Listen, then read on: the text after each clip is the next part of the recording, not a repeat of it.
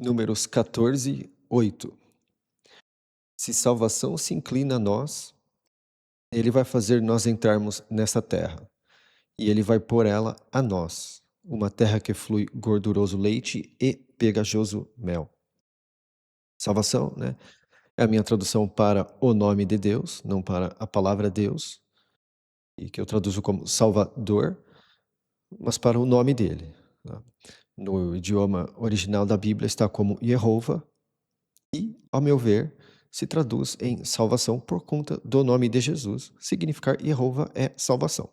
Então, eu comecei a chamar ele de salvação e muitos versículos começaram a se encaixar de uma forma dupla, tanto pelo que de fato está escrito, quanto pela substituição à palavra salvação. E nós já vimos vários deles. Então, dificilmente eu encontraria uma palavra melhor para salvação para Jeová. E aqui, ó, uma terra que flui gorduroso leite e pegajoso mel. Isso aqui é também uma parábola, tá? Vamos lembrar que nós somos feitos de terra, né? Do solo. Então, a terra que flui gorduroso leite e pegajoso mel, quando você olha para a palavra do Salvador Deus, né, ela é o que realmente alimenta o ser, né? O próprio Cristo fala, não só de pão vive o homem, mas de toda palavra que sai da boca do Salvador Deus. Então, da mesma forma que a palavra, ela tem potencial de te alimentar de uma forma saborosa, de uma forma que nutre, que é, né, ela tem um outro aspecto dela, de que ela é doce. Quando você começa a realmente desfrutar, você começa a tratar aquilo como uma doçura e você não consegue mais ficar sem. Mas é uma doçura diferente da do mundo que nós vivemos. É como se o mundo que nós vivemos, os doces representassem isso. E o que acontece? O fato de ser pegajoso, aquilo te apega à palavra. Então, ela tem um aspecto do qual ela alimenta o ser, e ela também tem o aspecto do qual faz dela doce. E te apegar ao Salvador, te apegar à própria palavra, a ela. Então você passa a ser, seu corpo, uma terra que flui gorduroso leite e pegajoso mel, do qual você se alimenta daquilo e você flui aquilo para fora, para os outros. Ao meu ver, isso aqui também é uma parábola, ao mesmo tempo que, de fato, está no sentido literal. E muita coisa na Bíblia acontece dessa forma. Ela tem o sentido óbvio e o sentido por trás do sentido. E esse é um deles que, na minha opinião, fica assim. 9. Somente não rebelem contra a salvação, e vocês não vão temer o povo da terra, porque eles são o nosso pão. A sombra deles se afastou de sobre eles, e salvação está conosco. Vocês não vão temer eles. Agora, a palavra temer, ela em muitos lugares ela vai estar como medo, em outros ela vai estar como reverenciar, nas traduções tradicionais. Vou até verificar como vai estar aqui.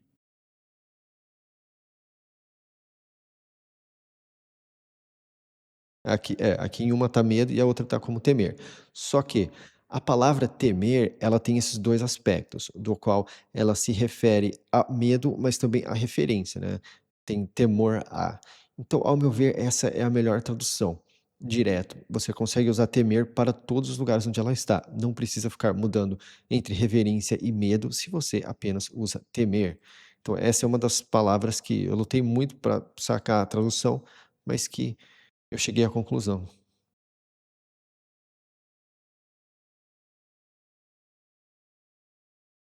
10. E toda a reunião disse para apedrejar eles com as pedras. E o peso de salvação foi visto na tenda da reunião. A todos os descendentes persistiu com o grande pastor. Aqui, eu sei que fica redundante, apedrejar com pedras, porque no português a palavra apedrejar ela já contém a palavra pedras, mas no idioma tradicional ela não contém a palavra pedras. Então, para deixar literal, ficou com essa estranheza, tá? Mas é o que eles usam para apedrejar, não tem a palavra pedra no meio, então, né, ficou assim. Mas para manter a literalidade e o peso do texto, eu deixei dessa forma mesmo. Agora, tenda da reunião. A palavrinha tenda, aqui eles estão usando tenda, tenda, vamos ver nas outras aqui. Tenda, beleza, todos usaram tenda. Tem algumas que vão usar tabernáculo, tá? Mas é a tenda, é a mesma palavra que é usada para tenda, então é tenda. Essas 4 traduções concordam. Só que aqui elas mudam entre congregação, e uma está em congregação, outra está em encontro, outra está congregação e outra está como comunidade. São todas coisas diferentes. Mas é a mesma palavra que é a palavra que é sinagoga no grego. E sinagoga é um lugar de reunião. E nós vemos isso sendo usado da forma de reunião. A raiz, no singular, é a palavra testemunha, mas quando você junta várias testemunhas, você tem uma reunião. Eu poderia colocar na tenda das testemunhas. Poderia, mas tem muito lugar que ficou com muita estranheza. Por exemplo, também é usado quando junta-se muitas abelhas, tá? Aí você chamar abelhas de testemunhas fica mais estranho. Então, reunião. Essa é a palavra que, por exemplo, a a vertente dos Testemunhos de Jeová usa para como nome do meio deles, que é testemunha. Então, é daqui que vem aquilo. E descendentes, como eu falo, a palavra filhos, ela não está na Bíblia. Ela é a palavra descendentes, porque todo filho é um descendente, só que também é usado para gerações depois dos filhos, como os filhos dos filhos dos filhos dos filhos. Então, é a palavra descendentes, não é a palavra filhos. 11. E salvação disse ao tirado. Tirado é Moisés. E persistiu com o grande pastor é Israel. Até quando este povo vai me desprezar? E até quando eles não vão confiar em mim? Com todos os sinais que eu fiz no meio dele. Agora, desprezar, nas traduções tradicionais, olha as diferenças. Em uma está como provocar, na outra está como tratar com pouco caso, na outra está como provocar, e tem uma aqui que está como, de fato, desprezar. É o que eu falo. Diante dos contextos, é mais provável que seja a palavra desprezar. Então, uma delas aqui está. E confiar. Aqui, ó. Essa palavra confiar, ela é polêmica, tá? Ó. Crer, crer, crer e crer. Todos usam crer. Só que crer a gente liga a acreditar. E é muito mais do que acreditar, é confiar. É a mesma palavra que no Novo Testamento eles usam para fé. Que eu falo que, na verdade, todas essas palavras, crer, acreditar, é, na verdade, a palavra confiar. E isso vira algo muito profundo, porque para você confiar, você precisa ter um relacionamento. Se você não tem um relacionamento com Deus e você chama de acreditar, fica parecendo que é apenas acreditar que existe. Ah, você crê? Ah, eu acredito que existe. E não é essa a palavra, é confiar. Para você confiar, você tem que desenvolver um relacionamento. Você não tromba com um estranho na rua ou alguém que você não teve nenhum tipo de experiência ou testemunho, não tem como você confiar na pessoa de uma forma, né, significante. E qual que é a forma que você confia no Salvador? Você busca a palavra e você coloca as coisas em oração. E conforme aquilo vai ocorrendo, ele vai desenvolvendo esse relacionamento com você e você com ele, e você passa a confiar nele. A palavra acreditar, a palavra fé, a palavra crer, elas são muito pobres para ser usado. A palavra confiar, ela estabelece relacionamentos, ela tem uma troca ali, sabe. Então você não é para você crer em Deus, não é para você acreditar em Deus, não é para você é para você confiar nele, só que você só consegue confiar nele se você busca um relacionamento com ele, através de oração, através da palavra, senão não. E assim, ao usar crer, acreditar, você empobrece o que Deus de fato quer de você. Que Ele não quer que você acredite que Ele existe, Ele quer que você confie nele. Então, eu acho isso, nas traduções tradicionais, uma aberração, porque tira da responsabilidade da pessoa de buscar um relacionamento com o Salvador Deus. Ao meu ver, na minha opinião, eles fazem isso para facilitar o empurrar da palavra nas pessoas. Só que você empurrar algo que não está fiel ao que se diz é você empurrar o incorreto, né. Então, você não induz as pessoas a buscarem um relacionamento, porque basta acreditar que existe diante do vocabulário tradicional. Com todos os sinais que eu fiz no meio dele. Agora, essa palavra sinal é muito legal. Vou até pegar aqui para ir adiante e confirmar, tá? Essa palavra sinal, ela transcendeu século, milênios na pronúncia, tá? No inglês é signal, no português é sinal e aqui é sinal. E outra palavra do hebraico que você vê isso é Sinai, tá? Sinai também tem essa relação. E essa aqui é o Aleph e o Tav, tá? É o que eu falo, é o boi e a cruz, né? É uma junção do boizinho, de um Y, que é o E, né, que o próprio espanhol usa o Y como junção, e o Tav, que é a última letra, que tem o símbolo de uma cruz. Então, quando Cristo estava na cruz, ele estava demonstrando que aquilo era um sinal, ele era o sinal. E aquilo era o sinal de salvação. Então, várias coisas se conectam naquele ponto, na palavra sinal. 12. Eu vou golpear esse com epidemia, e eu vou tirar a posse desse, e eu vou fazer você para uma etnia maior e mais densa do que essa. Epidemia. Nas traduções tradicionais vai estar como pestilência, praga, pestilência, pestilência, tá. Só que hoje nós não usamos mais as palavras pestilência e praga, especialmente praga. Praga fica parecendo que você coloca uma maldição em alguém. "Ai, fulano botou praga em mim", tá. É a palavra epidemia, tem a ver com doença, é usado nesse sentido, é exatamente dessa forma que é usado. Ao usar uma palavra que não se usa para certa situação, as pessoas não conseguem ligar o que de fato é que ocorre no mundo, tá. Então, assim, por exemplo, uns anos atrás nós tivemos notícias sobre epidemia, tá. A TV não usou a palavra pestilência, porque isso é algo exageradamente bíblico, eles tentam fugir disso, mas não adianta, porque o significado permanece, e o significado hoje, para a nossa cultura, é a palavra epidemia.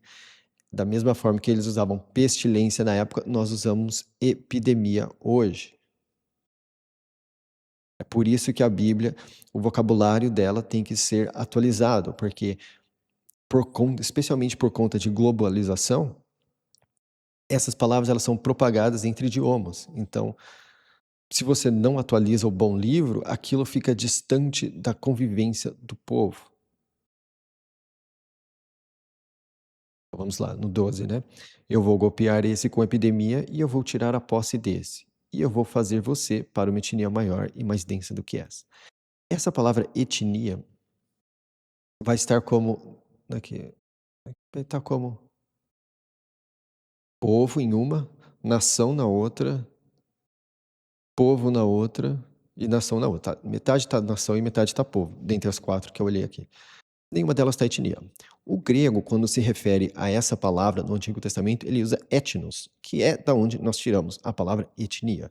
E isso faz mais sentido, porque tem lugares da Bíblia que você vê reinado contra reinado e nação contra nação, não, etnia contra etnia. E nós vemos isso acontecendo hoje. Tem tido uma grande rivalidade entre etnias em mesmos lugares. Por exemplo, você tem na Europa, tá? Você não necessariamente, dentro de um país, você tem ele guerreando com outro país, outro reinado, mas você tem etnias, por exemplo. Uma etnia que veio de um lugar contra a etnia que já estava lá. Então, etnia tem um encaixe melhor do que reinado contra reinado e nação contra nação, porque basicamente uma nação é um reinado. Então, o texto ele ficaria sem sentido, ele ficaria tá falando a mesma coisa do ponto de vista. 13. E o tirado disse a salvação: "E sitiado vai ouvir, porque na sua força você fez este povo subir do meio dele." E eles vão dizer aos assentados desta terra: eles ouviram que você, salvação, está no meio deste povo, que a olho em olho você, salvação, é visto. E a sua nuvem está de pé sobre eles. E na coluna de nuvem você anda à frente deles no dia, e na coluna de fogo na noite. E se você fizer este povo ter fim como um homem, as etnias que ouviram a sua fama vão dizer, dizendo: porque a salvação não conseguiu fazer este povo entrar na terra que ele jurou a eles. Então ele degolou eles no sertão de palavra. Agora aqui. Vamos lembrar que a palavra fama, nas traduções tradicionais, é a palavra nome. Vamos lembrar que Jeová significa salvação. Então, por exemplo, eles ouviram, olha só, quando você traduz as coisas de forma correta, olha o duplo sentido que nós temos. Eles ouviram da fama dele. Qual é a fama dele? De salvação. Então, se salvação, que tem fama de salvação, não conseguiu salvar, quem é salvação? Entendeu? Então, ele de fato não seria salvação se ele não conseguisse salvar, fazer a fama dele. Então, quando você traduz a palavra nome para a palavra fama, que é a forma que era usada nessa época, e a palavra Jeová para a salvação, você consegue saber a dimensão do que Moisés tirado está trazendo à tona para o Salvador, salvação. Se você deixa isso aqui como nome e isso aqui como Senhor, você perde o sentido da intensidade do que Moisés, o tirado, está apresentando ao Salvador. Fica vago.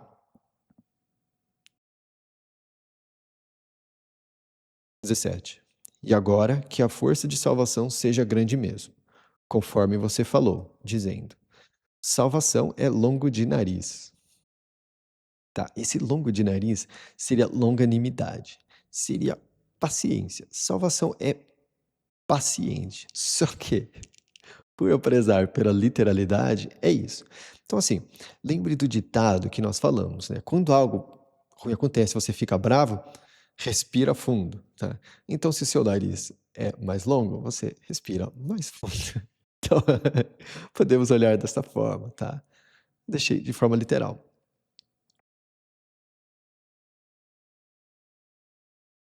Salvação é longo de nariz, em muito em comprometimento, que leva à infração e à ruptura, e zerando não vai zerar, considerando a infração dos pais sobre os descendentes, sobre os terceiros e sobre os quartos. Aqui, ó. Aqui seria a palavra filhos. Agora, sobre os terceiros e sobre os quartos filhos ficam sem sentido, porque fica parecendo que é o filho que nasceu em terceiro e o filho que nasceu em quarto. Então, é descendente sobre os terceiros e os quartos. Então, gerações.